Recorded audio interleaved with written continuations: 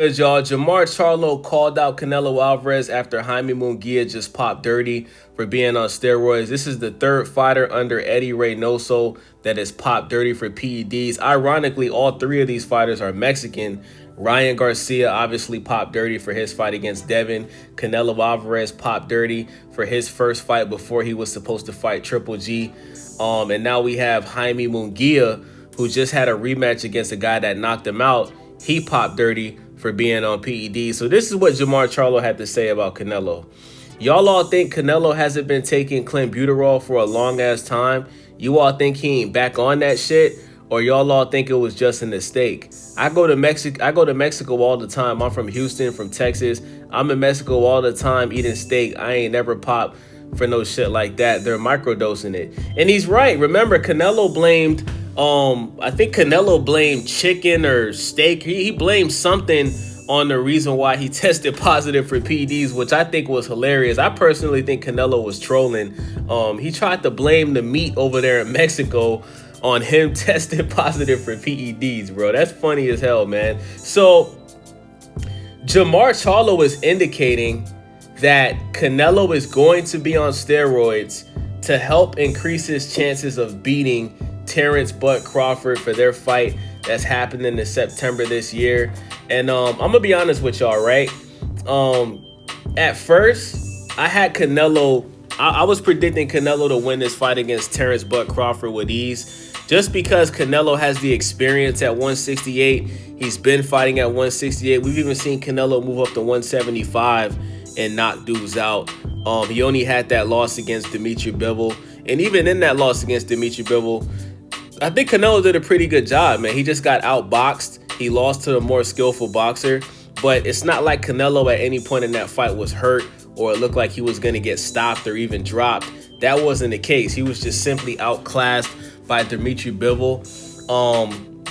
So, you know, I'm like, okay, Terence Crawford, he had one fight at 154 against Israel Madrimov. I don't think that Bud looked good. I actually had Bud losing that fight, even though a lot of people disagree with me. But for Terence Crawford to be moving up 2 weight classes after you only had one fight at 1 weight class where you didn't look the same, and now you're going to go up to 168 and beat Canelo? Nah.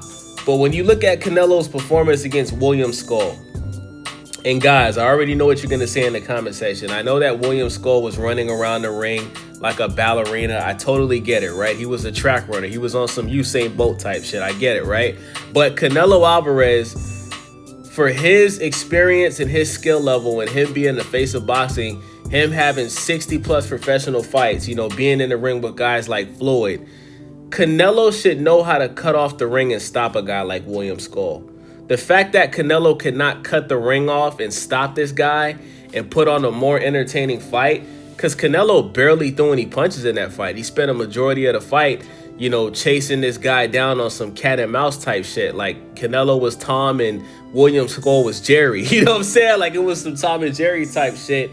And I just think it was embarrassing that Canelo was unable to really cut the ring off and just get this guy to fuck up out of there and knock him out, man. Especially when you're getting paid so much money from Turkey Al-Sheikh.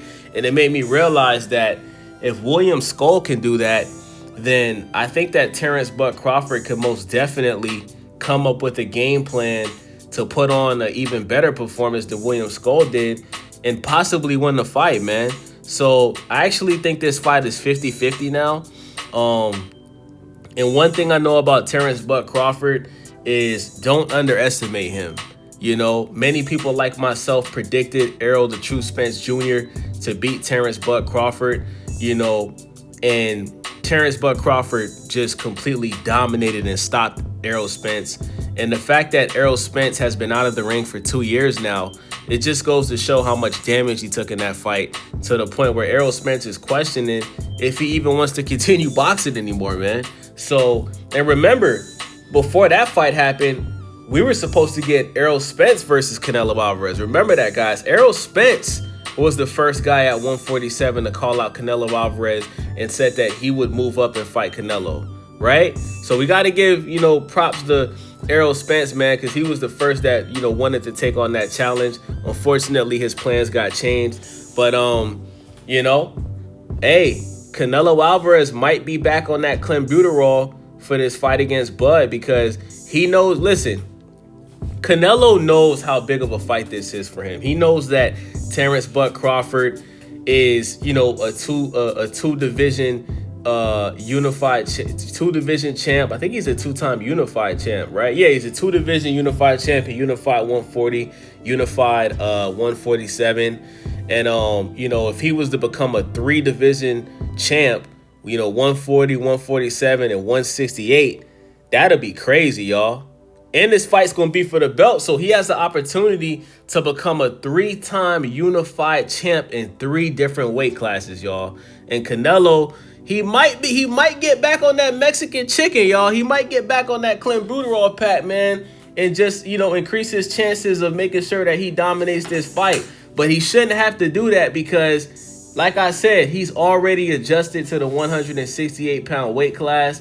So, but you never know, man. Let me know what y'all think about this video. It's your boy Wavy. Do y'all think Canelo's gonna get back on that clenbuterol for this fight against Terence Bud Crawford? And let me know what y'all think about Eddie Reynoso's fighters just popping dirty, man. What's going on with that, man? And why is it only the Mexican fighters that's popping dirty? To the Mexicans watching this video, first of all, I fuck with Mexicans, right? This ain't no race shit. But I need y'all to answer this. Why is only the Mexican fighters that train with Eddie Reynoso, why are they popping dirty for PEDs? Let me know in the comment section. It's your boy Wavy. I'm out.